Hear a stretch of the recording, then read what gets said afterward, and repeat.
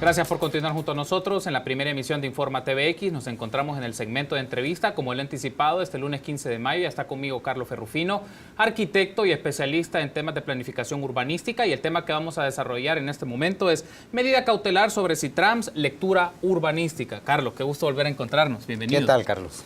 Muy bien. Gracias por estar con nosotros esta mediodía, Carlos, y me gustaría que iniciemos la entrevista con este punto. Y entraremos en detalles desde la lectura de tu especialización, del urbanismo, de la planificación estratégica del territorio, sobre el tema del caso del SITRAMS. Pero antes me gustaría preguntarte, ¿cuál fue tu reacción de la medida cautelar que ha declarado la Sala de lo Constitucional en el cual el carril segregado del SITRAMS ya puede ser utilizado por vehículos particulares? ¿Cuál fue tu primera reacción ante esta decisión tomada?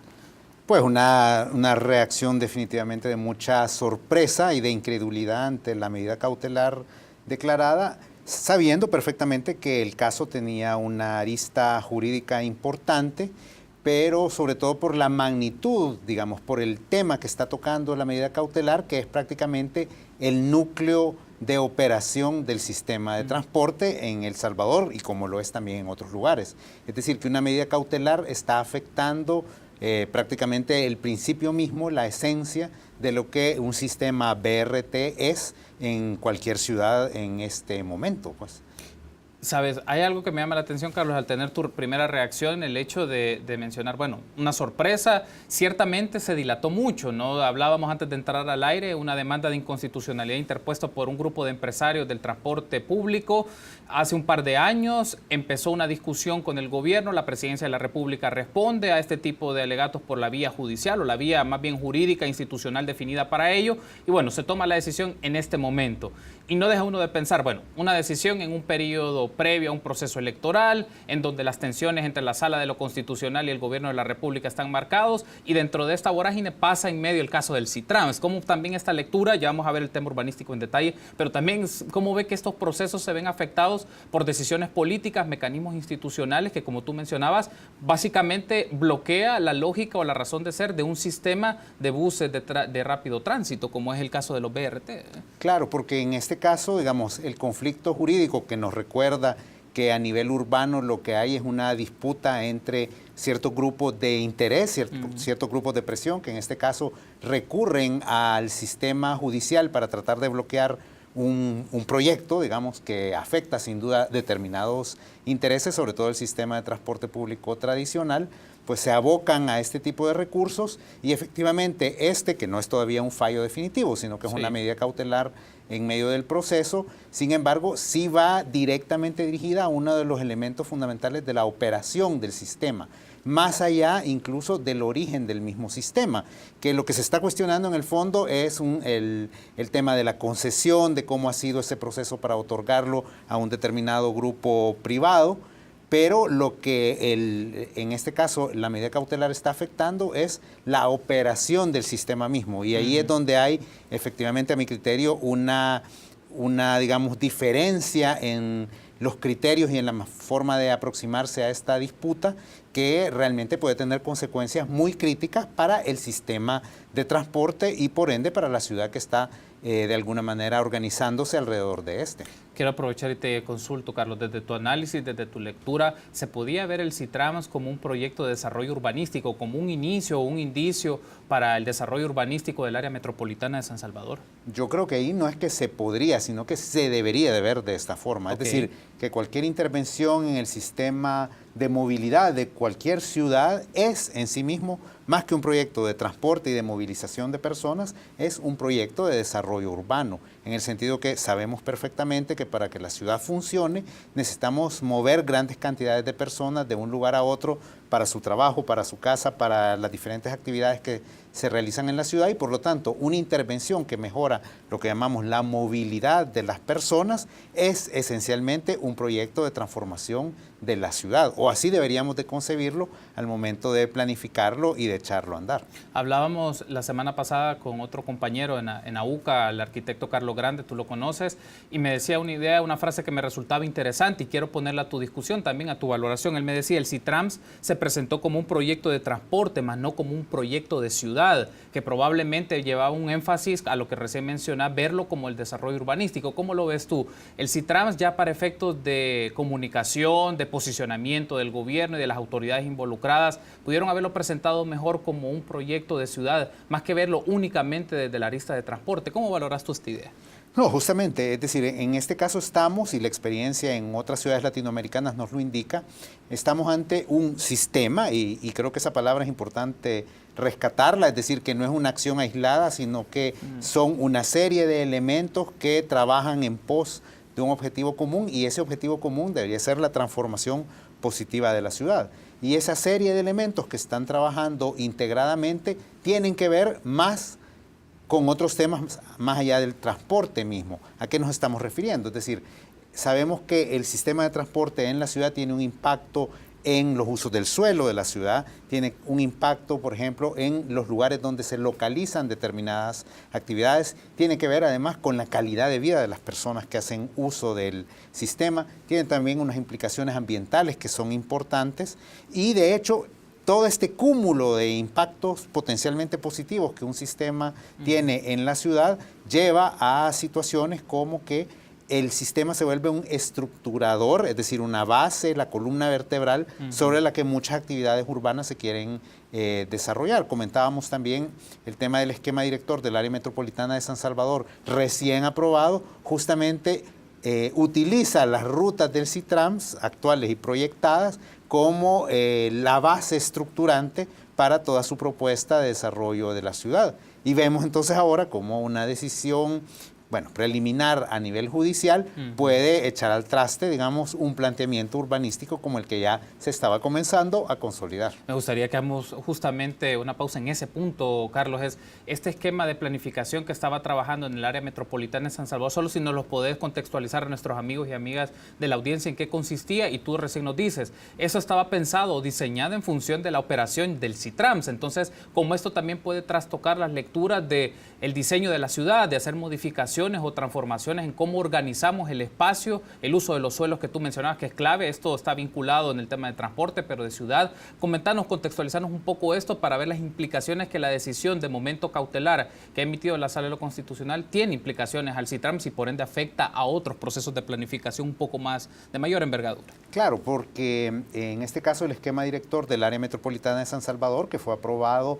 a principios de este año 2017 por el Consejo de Alcaldes del área metropolitana, por unanimidad de los 14 alcaldes y alcaldesas, justamente partió de un concepto de movilidad que desde la lógica de planificación, en el caso de la Oficina de Planificación del área metropolitana de San Salvador lo consideró así, abonaba a su apuesta por la densificación de la ciudad y a evitar la continua expansión de la mancha urbana del área metropolitana de San Salvador. Entonces, su apuesta para contribuir a que esos procesos se dieran al interior de la ciudad tenía que ver con justamente aprovechar un sistema de transporte que facilita que las personas se muevan en el núcleo urbano principal de una manera cómoda y de una manera fácil, complementada, por supuesto, con otras formas de movilidad, eso hay que decirlo, y por lo tanto, las rutas por donde pasa el carril exclusivo del CITRAMS era el elemento de partida, digamos,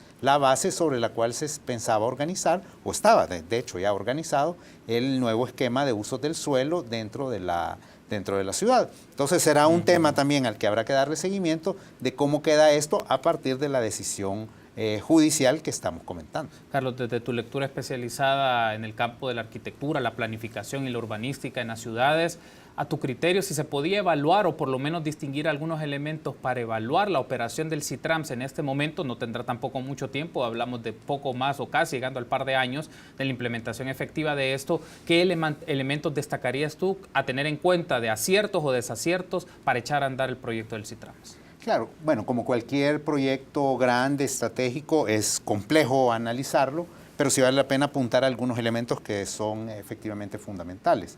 Un primer elemento, creo yo, es que debemos darle ese carácter de sistema. Es decir, no es solo el BRT, es decir, el sistema de buses articulados, el que soluciona toda la dinámica que estamos aquí pretendiendo abordar. Por ejemplo, tenemos que tocar el tema de los buses o de lo que se llaman las rutas alimentadoras. Ese es un tema que en estos 2 años de operación del sistema no se había logrado todavía resolver.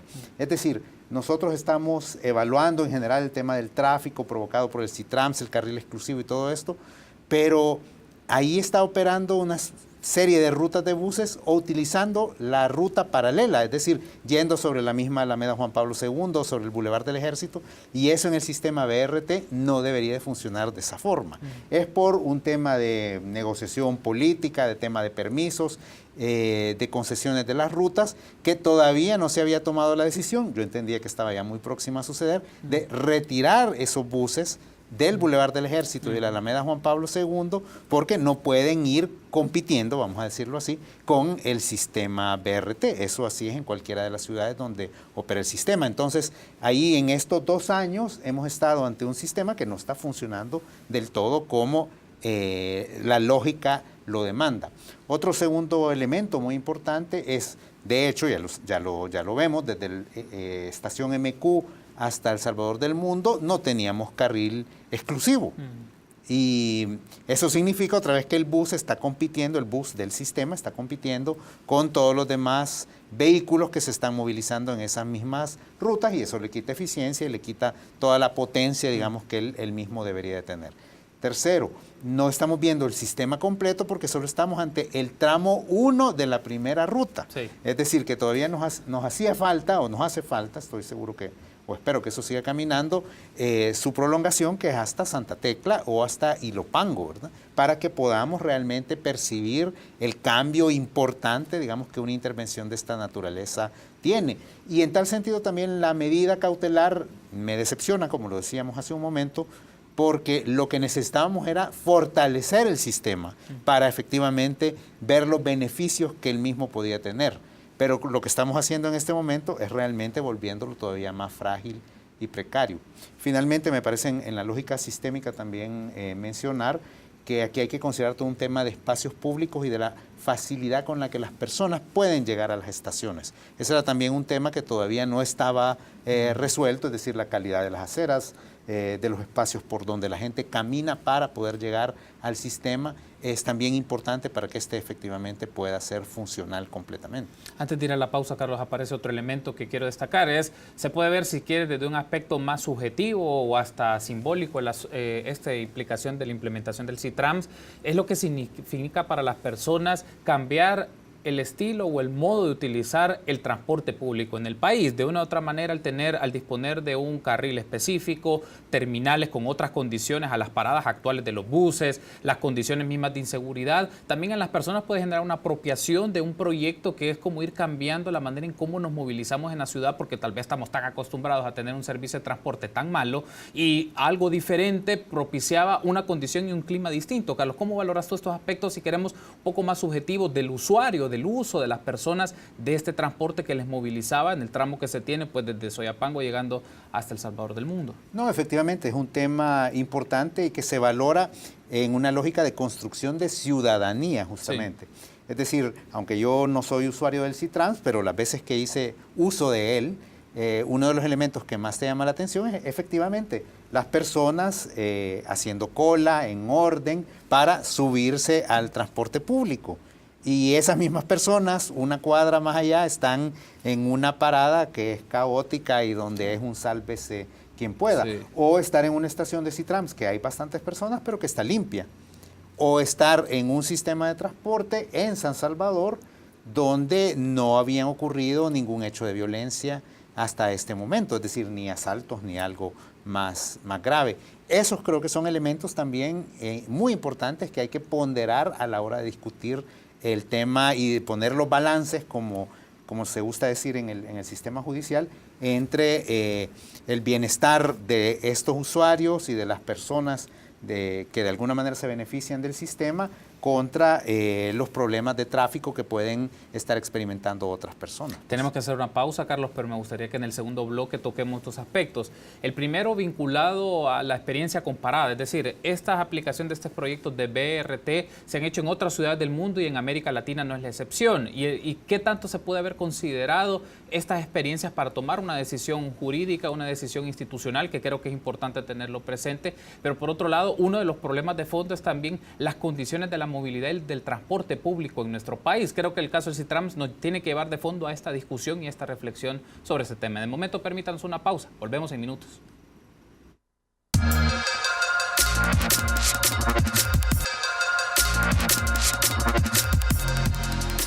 Gracias por continuar junto a nosotros en la primera emisión de Informa TVX. En el espacio de entrevista estamos platicando con Carlos Ferrufino, arquitecto y consultor en temas de planificación, y estamos hablando un poco de la medida cautelar sobre Citrams desde una lectura urbanística. Y un aspecto que habíamos dejado en el tintero, Carlos, del primer bloque es, bueno, la expectativa es, los magistrados emiten una decisión, y un aspecto que aparece ahí en el aire es, bueno, ¿y por qué no considerar una perspectiva comparada? Es decir, ¿qué ha ocurrido en otras ciudades de América Latina en donde se implementa eso? Por ejemplo, Ciudad de Guatemala es un caso, podemos hablar de Brasil, podemos hablar en Buenos Aires, podemos hablar en Santiago, en Bogotá mismo, que hay experiencias sobre el caso de estos buses articulados. ¿Y qué implica esto?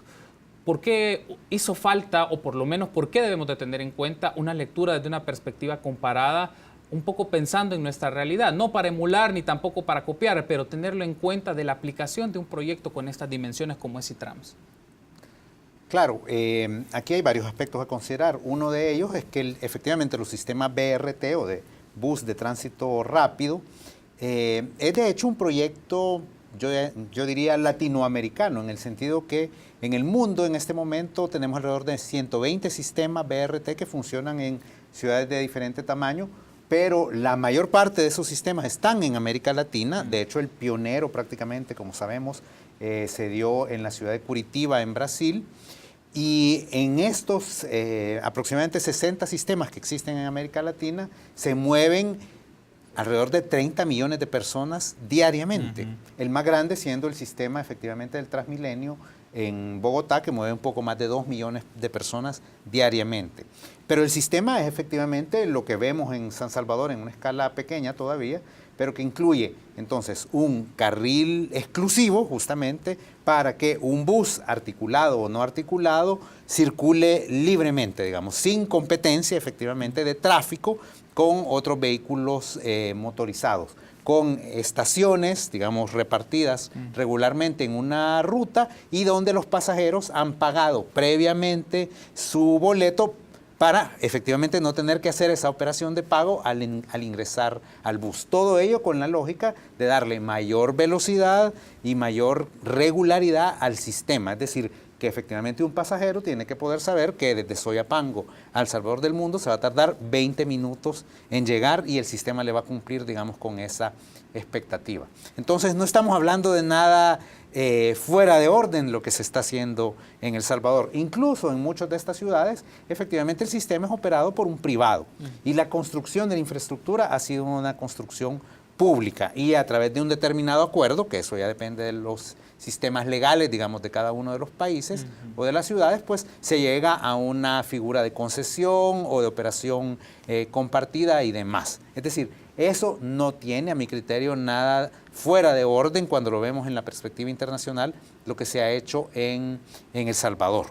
Y efectivamente vemos que los casos tienen gran éxito en buena parte de estas operaciones, sobre todo en las más grandes, y en muchos el sistema lo que hace es realmente seguir creciendo, porque efectivamente llega a tener una demanda muy importante. En el caso de Bogotá, pues estamos hablando de un sistema que tiene un poco más de 100 kilómetros ya de rutas con un carril exclusivo y que están en funcionamiento. Y aquí de momento son 6,1 kilómetros, entiendo, ¿eh? De Soyapango a MQ son 6.5 kilómetros y luego tenemos alrededor de unos 2 kilómetros más hasta llegar al Salvador del Mundo, aunque sin el carril exclusivo, pues. Hay una idea muy interesante que tú me mencionabas antes de entrar en la pausa, ¿no? Para entrar a este segundo bloque, es cómo lo judicial influye lo urbanístico. Digamos, en principio las conexiones que existen, una decisión que viene de una instancia, en este caso jurisdiccional, como la sala de lo constitucional, pero también hay un nivel, un andamiaje institucional, por decirlo de esta manera, pero tiene implicaciones en cómo organizamos, pensamos, distribuimos la ciudad. Entonces, cómo ver esta relación, y creo que es importante que nuestros amigos y amigas de la audiencia lo puedan tener presente, este vínculo de decisiones institucionales, judiciales, pero que tienen implicaciones en cómo nos movemos, cómo construimos, cómo organizamos nuestra ciudad, que es donde viven millones de personas pensando en el área metropolitana de San Salvador. Claro, y efectivamente esto tiene implicaciones para la vida cotidiana, digamos, de muchas personas, como lo estamos viendo en este caso.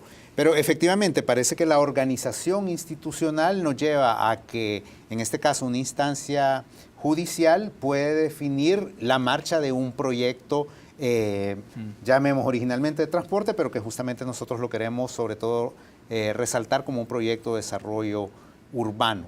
Y esto es importante en el sentido que si nosotros estamos analizando el proyecto únicamente desde una perspectiva puramente legal, sí, o legalista incluso si se quiere, entonces perdemos de perspectiva las otras dimensiones que necesariamente un proyecto de esta naturaleza tiene. Y ya hemos mencionado digamos, los beneficios que esto puede tener para la ciudad, pero también incluso nos debería de plantearnos una discusión, por ejemplo, sobre cómo la inversión pública en infraestructura es o no aprovechada por todos los ciudadanos y de qué manera. Es decir, incluso una discusión sobre el tema de la igualdad y de la equidad en este tema. Porque nosotros podríamos también discutir, bueno, el Estado invierte cantidades grandes, y en El Salvador históricamente han sido mucho más grandes de dinero, en obras de infraestructura como pasos a nivel y demás, que son aprovechadas por un porcentaje muy pequeño de la población. Y sin embargo, eso aparentemente no lo estamos cuestionando cuando vemos este tipo de situaciones. En este caso, estamos hablando de una inversión pública, efectivamente, en un sistema de transporte público, es decir, donde podemos tener acceso prácticamente todos los salvadoreños, y sin embargo aquí sí estamos cuestionando cómo se está operando ese proyecto. Entonces, a mi criterio, esto tiene todavía más aristas que ver, o incluso si lo queremos ver con algo también de la vida cotidiana recurrente, o qué pasa cuando cerramos una calle en una colonia. Pues no estamos ahí hablando otra vez de un espacio que es de circulación para todas las personas y que sin embargo un grupo decide cerrarlo, y a veces sin ver todas las afectaciones que esto puede tener entre otras personas. Entonces, el tema da efectivamente para una discusión todavía más amplia, y que creo que a nivel judicial podría examinarse efectivamente las implicaciones de lo que estamos decidiendo o por decidir con este caso muy emblemático. Y una de las ramificaciones la que conlleva esta reflexión, Carlos, es el tema del transporte público en este país. En diferentes ciudades de nuestro país, particularmente en San Salvador, es una muestra evidente. Los ciudadanos lo ven día con día, lo sufren día con día. Las luchas, como denominan en varios lugares, la guerra por el centavo, ¿no? El pleito que pueden existir entre los buses solo por una persona, y lo que puede significar infracciones, accidentes, entre otras cosas, las condiciones de trabajo de los transportistas, es decir, de la gente que maneja los buses. Creo que es importante ponerlo en este debate, pero nos lleva a un punto también relevante, es la cantidad de unidades de transporte público y poder decirlo, digo de esta manera, el desorden que se ha generado en la ciudad. Solo para mencionar un dato que ha presentado un informe del BID el año pasado vinculado a Citrams, ya hablaremos un poco en los minutos que nos restan. Carlos menciona lo siguiente: en el área metropolitana de San Salvador operan 162 rutas de transporte público convencional con un total de 4.642 vehículos que no operan de manera integrada. El 54% de esa flota de autobuses cuenta con más de 15 años de existencia, edad considerada el límite para desincorporar sus unidades. A lo mencionado, se menciona un parque automotor equivalente al 50% del parque nacional, cercano a 795,000 vehículos. Estos son datos del 2013 que presenta el BID, pero nos muestra una realidad: el transporte público, la cantidad de unidades, la edad de esas unidades, y entra el tema del subsidio que se le brinda para esto. ¿Cómo? Me gustaría tener tus reacciones sobre este punto en la lectura del transporte público en nuestra ciudad. No, y estos datos que estás mencionando del BID, en el fondo son datos que conocemos desde hace bastante tiempo. En el Plan Maestro de Desarrollo Urbano, Plamadur, del área metropolitana de 1997, es decir, de hace 20 años, ya se mencionaba como uno de los problemas críticos para la ciudad, efectivamente, esta situación tan fragmentada del transporte público, ¿verdad? De un transporte público que, por otro lado, está, como sabemos, totalmente privatizado, es decir, es operado por empresas de buses, con una regulación, obviamente, o en principio, del Viceministerio de Transporte, pero estamos ante un sistema completamente fragmentado y privatizado. ¿Cuál era una de las novedades importantes que el sistema Citrams nos planteaba? Es que efectivamente, por primera vez en muchísimo tiempo, el gobierno nacional decide invertir una cantidad muy importante de recursos, 40 millones en infraestructura y otro tanto, digamos, para todo lo que es el equipamiento y la operación, en transporte público, es decir, no en pasos a nivel, no en carreteras, sino que en la generación de unas mejores condiciones para un sistema público. A mí me parece que ese era un mensaje positivo, en el sentido que en El Salvador estamos invirtiendo en lo público, que es justamente lo que en general tendemos a dejar completamente descuidado. Entonces, con este tipo de situaciones, digamos, ¿qué es lo que estamos intentando corregir? Es justamente esa operación fragmentaria para irla integrando gradualmente, obviamente. Aquí hay que decir que también debemos de ver que hay múltiples actores que pueden o deben estar involucrados en la operación de un sistema de transporte. Por mencionar los que ya hemos dicho, obviamente los empresarios, hemos mencionado también el Viceministerio de Transporte, pero pensamos que para el área metropolitana de San Salvador también las autoridades metropolitanas tienen algo que decir, digamos. En este caso, sí, el Consejo de Alcaldes del área metropolitana debería ser un actor, sí, porque el sistema de transporte, sí, en la ciudad debe ser considerado, justamente como lo hemos venido conversando, como una parte esencial del desarrollo de la ciudad, y por lo tanto deben de poder los gobiernos locales tener algo que decir al respecto. Incluso en otros modelos, en otras ciudades, los mismos usuarios, a través de diferentes mecanismos de representación, pueden ser partícipes de la operación de un sistema como el que estamos comentando. Y esos son pasos que definitivamente nosotros todavía tenemos que dar más adelante. ¿Tú consideras que ha existido una debilidad de articulación institucional para trabajar BMT, Ministerio de Obras Públicas, COAMS, OPAMS y una serie de instancias o espacios? Bueno, ahora con esto de la Ley de Ordenamiento Territorial, que es otro de tus campos de especialización, pero con instancias que van surgiendo, estos marcos normativos, espacios de articulación para replantearse el tema del transporte en la ciudad, que es algo evidente, es algo necesario, es algo urgente, pero ¿consideras tú que la articulación es muy débil todavía para tratar estos temas, considerando que la planificación o los proyectos o las consultorías o temas de transporte ya datan de varios años atrás? Hablamos de 25 o 30 años atrás probablemente, en donde ya se viene hablando de hacer una reconfiguración de la movilidad del transporte público en el país, pero las implementaciones han sido muy tímidas y solo vemos el caso del CITRAMS. ¿Cómo ves tú este nivel de articulación? Claro, es el tema de la gestión metropolitana, digámoslo así, con toda su complejidad, y en el caso del transporte particularmente, ¿por qué? Porque por un lado es una necesidad de todos los ciudadanos, incluso ahora se dice también es un derecho, es decir, todos tenemos derecho a movilizarnos de una manera adecuada, o esa es la aspiración, digamos, hacia la que deberíamos de avanzar. Y esto, por lo tanto, implica que varios sectores, y en este caso los actores o las instancias públicas, se involucren en ello. Por mencionar otra instancia que debería estar involucrada, es el Ministerio del Medio Ambiente, sí, porque obviamente la movilización de personas y de vehículos tiene unos impactos ambientales muy importantes, o tiene unos impactos, por ejemplo, en el consumo de combustibles, que son... no son detalles, pues, irrelevantes a la hora de definir cómo opera un sistema de este tipo. Es decir, en otras ciudades también se ha aprovechado el cambio en el sistema para introducir otras formas de energía. Es decir, en el caso de tranvías, por ejemplo, son vehículos eléctricos, son vehículos impulsados con otro tipo de combustibles, justamente para tratar también de aprovechar, digamos, la intervención para tener impactos positivos también en el medio ambiente. Y creo que todas esas aristas multidimensionales, pues, o de diferentes ámbitos que se dan cuando estamos hablando de proyectos estratégicos de ciudad, son los temas que deberíamos de poner en la discusión cuando estamos hablando del sistema de transporte. Cierro la entrevista con esto, Carlos. También hay un escenario que hay que considerar. Ya estaban avanzados o en desarrollo estudios de prefactibilidad para la implementación del tramo 2 y 3 del CITRAMS. Y estamos hablando, y también el financiamiento para ello. Estamos hablando de un financiamiento de $85 millones que el Banco Interamericano de Desarrollo va a brindar al Estado salvadoreño sobre esto. Ahora, con esta situación, esta decisión tomada, una medida cautelar puede tomar su tiempo a la espera de una sentencia definitiva, pero ¿cómo queda el panorama ante este escenario de la implementación del tramo 2 y del tramo 3 del primer carril del CITRAMS? Pues bueno, sin duda lo deja en una situación precaria. Claro, aquí hay que hacer otra vez muchas lecturas. Yo creo que hay una lectura, digamos, de gestión política del tema del transporte que es importante insistirle a las autoridades, en este caso del gobierno nacional. Yo creo que sería un error grave que dejáramos de creer en el sistema, incluso en este contexto. ¿Por qué? Porque, número uno, significa que una inversión ya muy importante que se hizo, de alguna manera la estaríamos desaprovechando, desperdiciando, en un país que no tiene recursos para desperdiciar.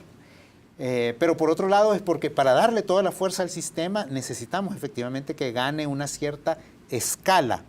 Yo entiendo que puede haber una disputa judicial sobre la manera en la que se ha hecho la operación, la manera en la que se ha asociado un determinado grupo de empresarios. Y creo que eso puede tener una solución jurídica factible como lo tienen en muchos otros casos. Es decir, darle un tiempo al gobierno nacional para que regularice la situación de la concesión. Creo que eso puede perfectamente ser parte de una sentencia y llevar a que la parte puramente administrativa de este sistema se resuelva conforme a las leyes. Pero no podemos dejar el debate solo en esa dimensión, como lo hemos tratado de mencionar, sino que tiene que ver con cómo efectivamente operamos una inversión de esta escala en la ciudad para producir efectos positivos en la ciudad en diferentes dimensiones que van más allá simplemente de cómo se movilizan las personas. Entonces ahí hay todavía un proceso, creo, amplio, donde esperaría que el liderazgo efectivamente político que existe en el gobierno nacional alrededor del tema del transporte, efectivamente se movilice para poderlo seguir impulsando y fortaleciendo. Carlos, quiero agradecerte. Gracias por haber estado con nosotros. Muy bien, gracias. Muy gentil. Estuvo con nosotros Carlos Ferrufino, arquitecto y consultor en temas de planificación. Hablamos un poco de la medida cautelar sobre el Citrams desde una lectura urbanística. Permítanos una pausa. Volvemos en minutos.